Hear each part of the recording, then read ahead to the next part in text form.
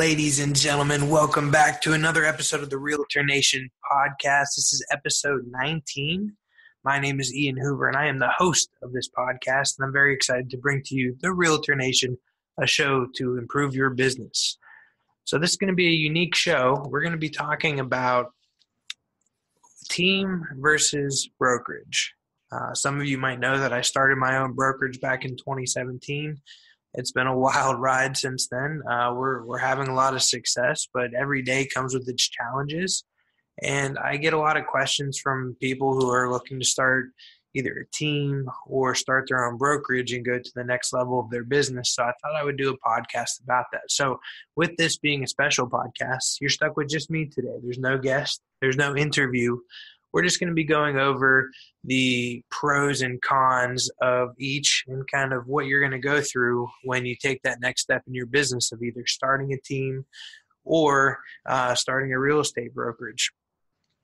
I got a lot of knowledge in this topic because I did a lot of research before I opened my brokerage. So I brought up a lot of my old notes and then compared that to what it's been like since I opened my brokerage. And, just really we want to pin them against each other, and so you can kind of determine what your next step might be. The reason why you might want to take a next step in your business is to leverage your time, and maybe get out of the overall day-to-day real estate business because it can get old. If you've been doing this for 5, 10, 15 years, going out and showing houses and writing up contracts can definitely get a little old and a little, boring over time. So you might want to kind of take that next level. It's almost like promoting yourself. If you were in a Fortune 500 company, you're going to promote yourself to the next level or work hard to get promoted to the next level so that you can have a little bit different angle of the business and probably make a little bit more money while doing so. And there's other ways of taking that next level in your real estate career. You can do things like consulting, coaching. You can manage for somebody else's team or brokerage. You can be an appraiser. You can get into property management. So there's definitely a lot of ways to make money in this business at the next level if you want to get out of the everyday buying and selling of real estate.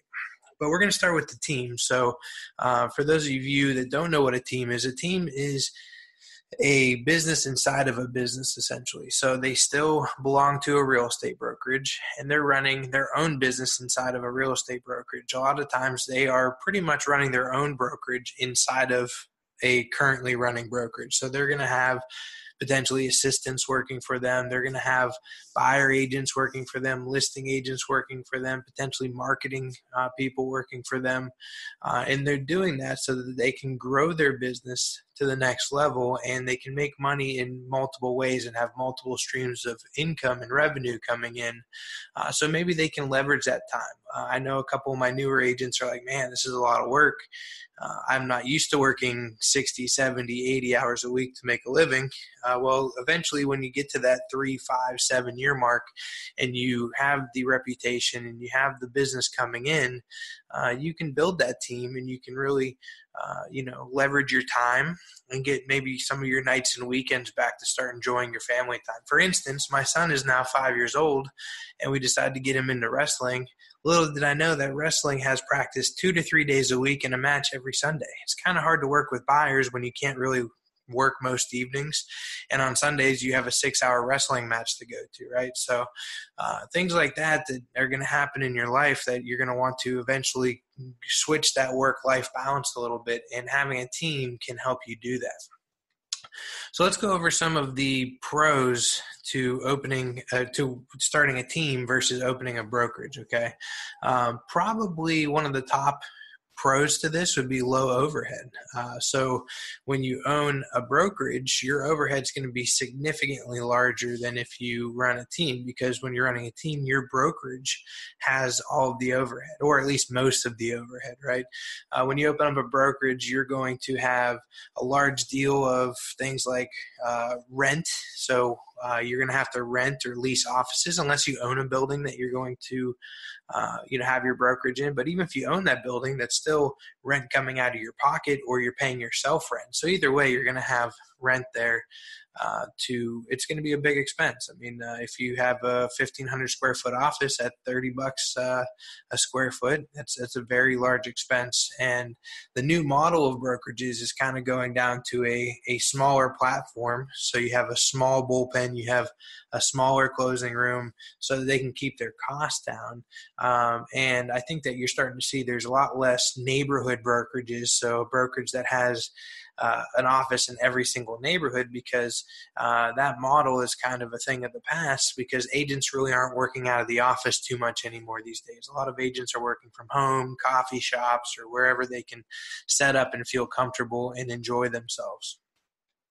Now, on the brokerage side, you definitely want to try and make your office appealing for those folks to come and work out of the office so that you can utilize your rent more efficiently and kind of keep an eye on your agents who are out there representing you on a daily basis, right? So, but overhead, there's some other things that you're going to run into with overhead that has a significant benefit to running a team, like payroll. Okay, you might have an assistant and you might have a marketing person on your team, but typically on a brokerage side, especially if you get to the point where you're starting to open up multiple offices and grow the brokerage side, you're going to have a significant amount of payroll that you need to pay. You're going to have somebody who's maybe managing. You're going to have somebody doing admin work. And if you don't have the right people, you're going to be wasting a lot of money with those things as well. So I made a bad hire back when I first started my brokerage. Once we started getting to the point where we needed somebody to do a lot of the administrative tasks. She was good at first, but then some personal things happened and it went bad. And that really set us back. It took a lot more of my time because I had to do the administrative work and also try and find a new employee to hopefully fill that role. And I followed that up with hiring probably one of my best hires because that person now allows me to go out and recruit and train and develop more versus doing the administrative work that comes with running a real estate office. So, insurance, the broker's going to have insurance. They're going to have E&O insurance, which you're going to probably pay a portion of that back to them. But there's also liability insurance. There's renter's insurance. So there's a lot of extra insurance that your broker is going to have to pay for that you as an agent don't have to pay for. Attorney's fees, you're probably going to have some attorney's fees, right? Anytime that you need help with an attorney in this business, it's good to have attorneys around that can, give you some low cost or even free advice. But your brokerage needs to have an attorney pretty much available all the time. Sometimes they may even go as far as having one on retainer or one on staff if they're big enough.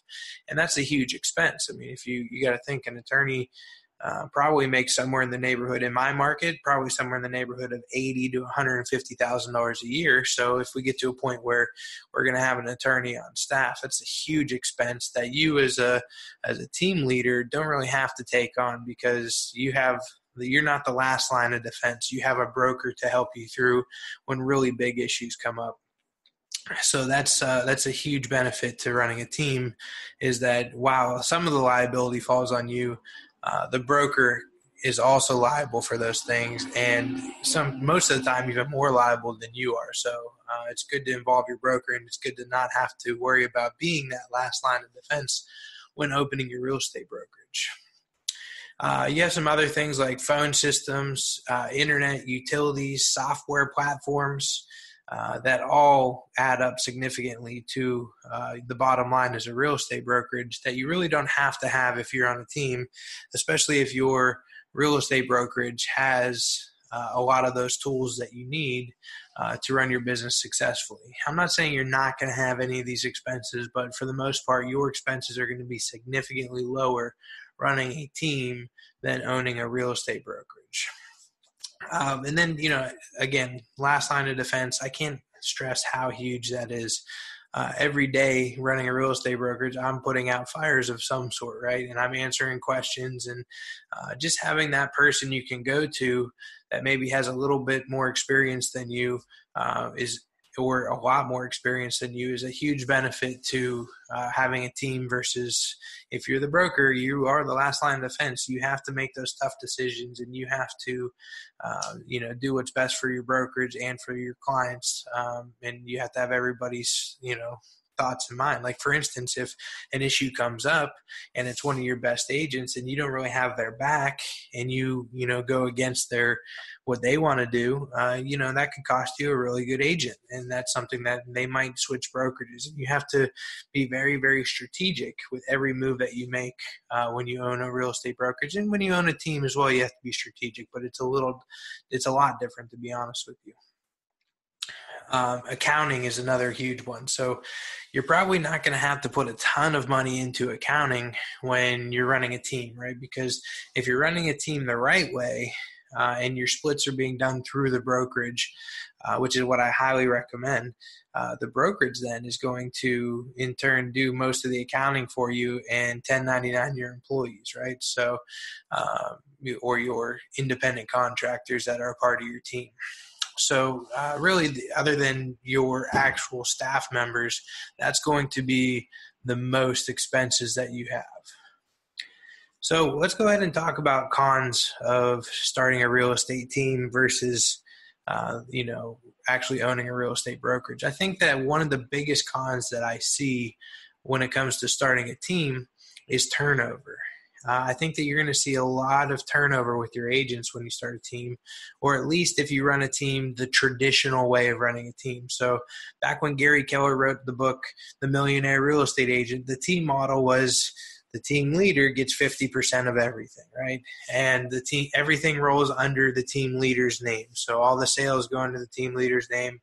All the listings go under the team leader's name. And that model creates a ton of turnover, right? Because at the end of the day, every real estate agent is their own small business owner. And to sign up for that, you're probably going to have at least a little bit of an ego, and you're probably going to want your name on some signs. You're probably going to want some recognition. That's a huge turnoff for somebody on your team, that they're doing all the work and you're getting all the credit, and you're also getting 50% of everything that person does. And that can have a huge morale effect. And there are some other ways to set up your team. And a lot of our teams that we have within our brokerage don't really follow the traditional model of teams, because I try and urge them to come up with a more fair way to set up a team and maybe step outside of the recognition. Like, does it really matter if you're a $20 million producer and getting an award, or does it matter that your team members are able to get recognized for some of their production and some of the work that they're doing? And even if you are doing things the traditional team way and taking all the sales and taking all the commission, I highly recommend that you at least give your team members shout outs and awards and recognize them as much as possible, because a little pat on the back goes a long way in this business. These team members are, putting their blood, sweat, and tears out there for you on a regular basis. And that's the one thing I see a lot is the teams in our area that are focusing on the team model the traditional way. They go through a lot of turnover. It's hard to grow their team to 20, 30, 40 member team like you see in some larger markets, because they're constantly replacing people that leave their team. So, the team members are signing up to learn from somebody who's, super successful in the business. And then as soon as they learn enough to be successful on their own, they're going to leave your team, because they're giving you half of the commission, and they're giving you all of the recognition. So it's not fair to them in their mind. Maybe it is fair, but it's not fair to them in their mind. And therefore you see a lot of turnover. So I actually know a couple teams in our local market that they actually go through complete turnover, because they're not always focusing on recruiting. So they'll build up a 15-member team, and by the end of the year, they're down to 2 or 3 members. And then January rolls around and they're rebuilding their team all over again. That's got to be super frustrating. And I think on the brokerage side, you don't see as much of that turnover. There's still turnover. There's always going to be turnover because there are people out in the market that are constantly trying to recruit your agents, right? And that's the same thing on teams too. There's constantly other brokerages that are still going to be trying to take your team members as well. So I think that turnover is definitely one of the cons of running a team and really running a brokerage as well. You're going to deal with that as well, just not as much as you probably will deal with it on a team, especially if you're running a team the traditional model.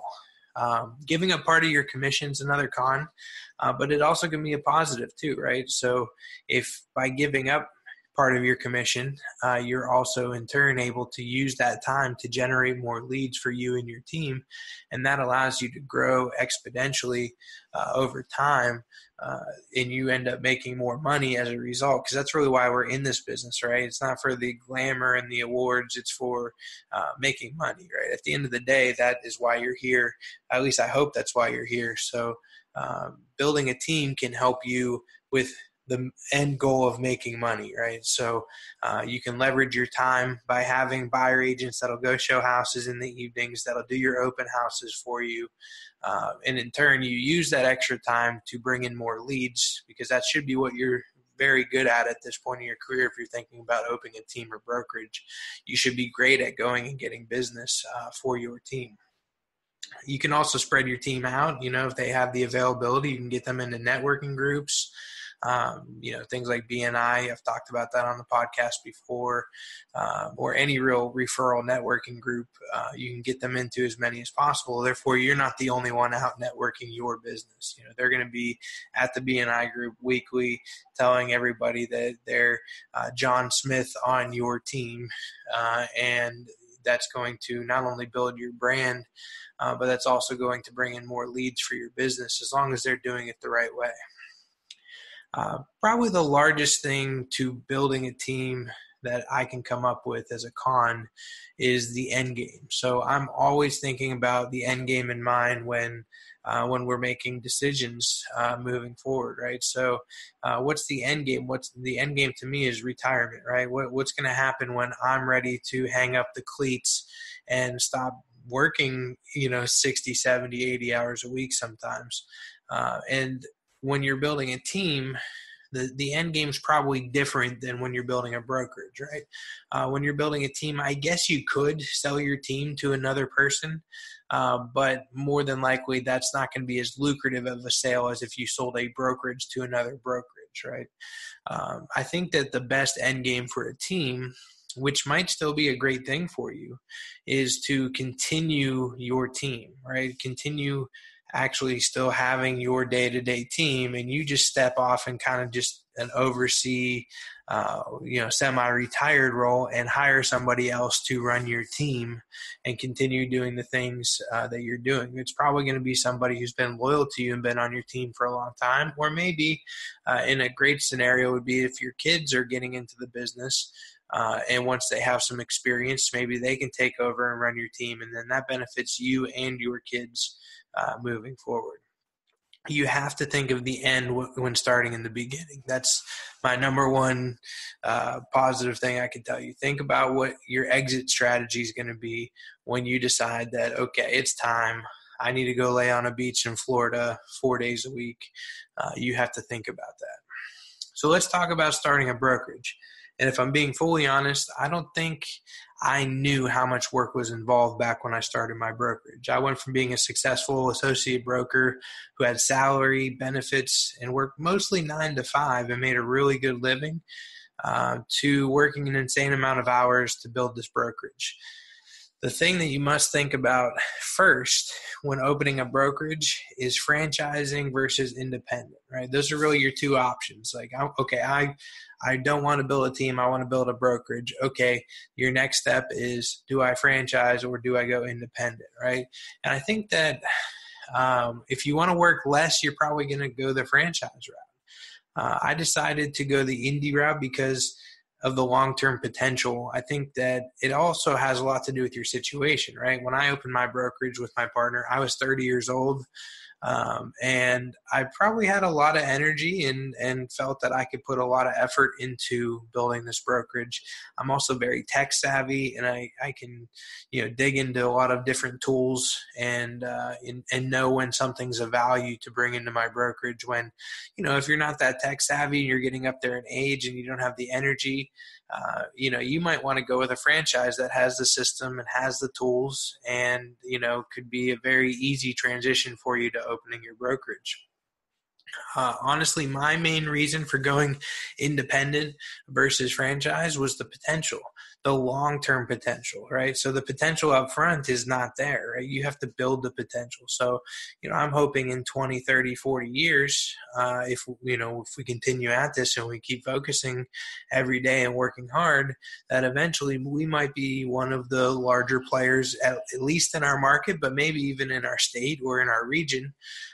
And we could build something really, really great and kind of change the industry a little bit. And that's kind of what my thought process was. And then in turn, at the end of things, I think that if you build a successful indie brokerage, it's probably going to be a little bit more valuable than if you build a successful franchise, because your end suitor, if you're going to sell, if that's your end game is selling, your end suitor might be somebody who already has a franchise, and now they have to decide which franchise they're going to keep.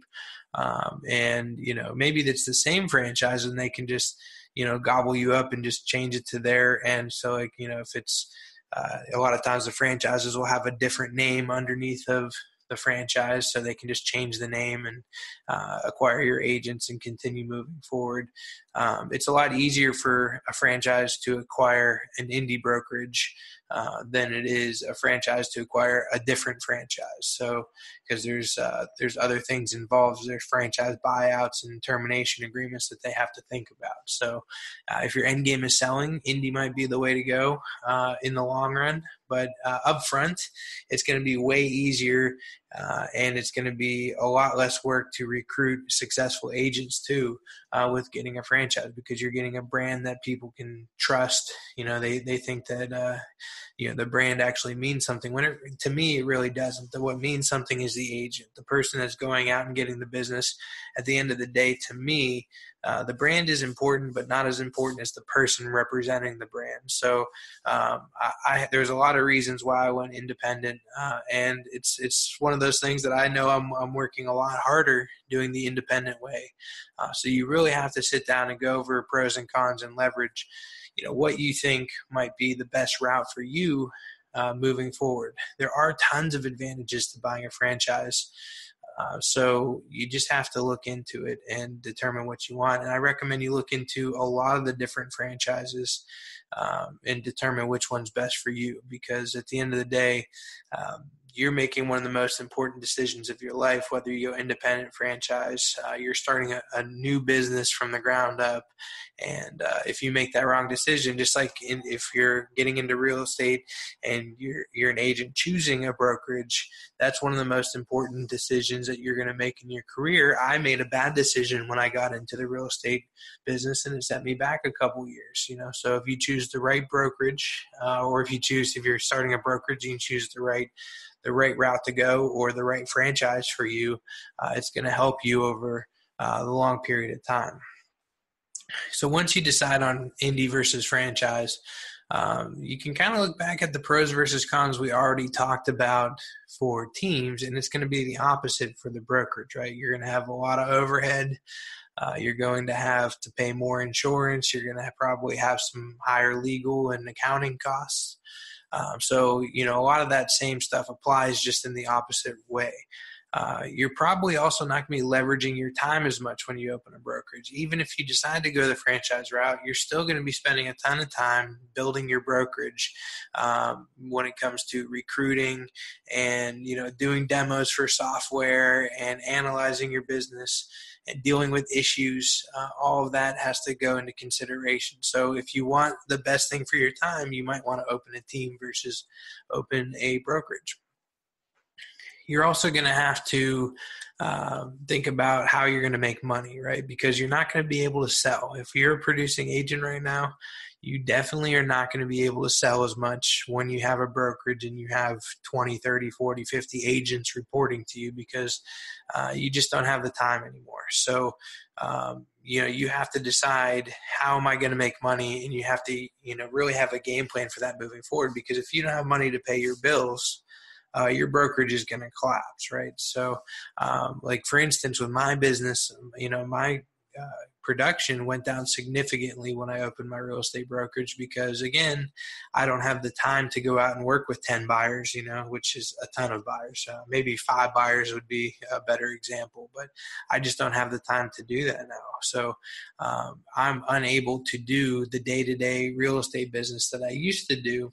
I still do a little bit. I still do some listings. I still work with buyers who I think will strategically fit within my very complicated schedule.